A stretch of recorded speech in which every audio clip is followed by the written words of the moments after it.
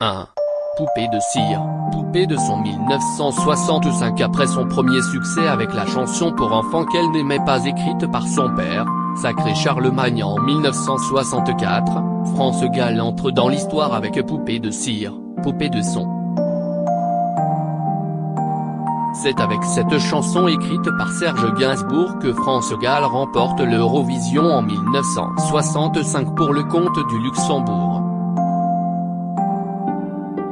Elle l'interprétera en 6 langues dont le japonais. France Gall à l'Eurovision en 1965, Poupée de cire, Poupée de son 2. Bébé requin 1968, après ses tubes avec Gainsbourg, dont la chanson à double sens les sucettes dont elle mit, de son propre aveu, quelques années à comprendre le sens, de nouveaux auteurs, Franck Thomas et Jean-Michel Riva, associés au compositeur et chanteur, Joe Dassin, écrivent à cette adorable femme-enfant le succès Bébé requin. 3.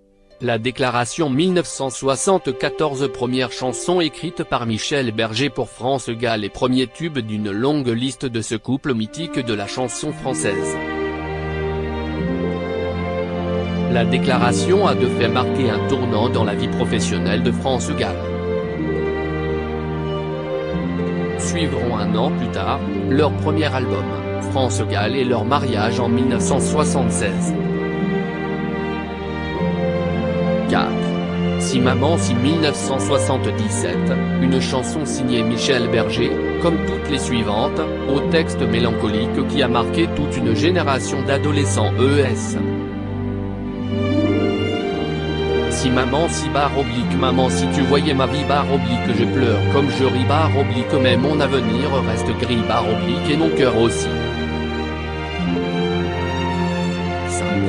Viens, je t'emmène 1978, cette chanson au rythme entraînant a récemment été reprise par la chanteuse et actrice Louane devant une France Gall ravie.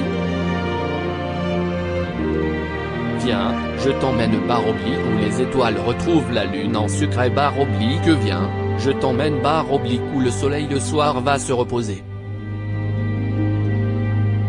6. Il jouait du piano debout 1980, le morceau est écrit par Michel Berger en hommage au chanteur-pianiste américain de rock, Jerry Lee Lewis, qui jouait debout et aborde ce faisant le sujet de la différence. Les gens qui ne sont pas comme nous, ça nous dérange.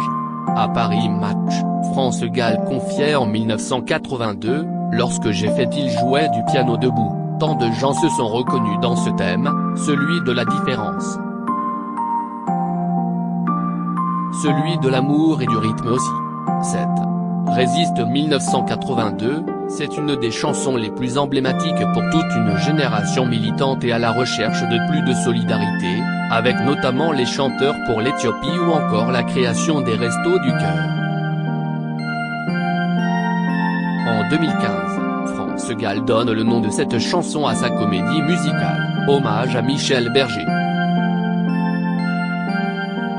8. Cézanne peint 1985. Cette chanson sur le peintre Paul Cézanne a été composée, toujours par Michel Berger, l'été dans la campagne d'Aix, dans une maison face à la Sainte-Victoire, à côté de l'atelier de Cézanne, écrivait France Gall en 2004 dans le livret de son intégrale évidemment. Quand Michel m'a joué la chanson, j'ai pleuré alors que c'est pas triste, se souvenait-elle. 9.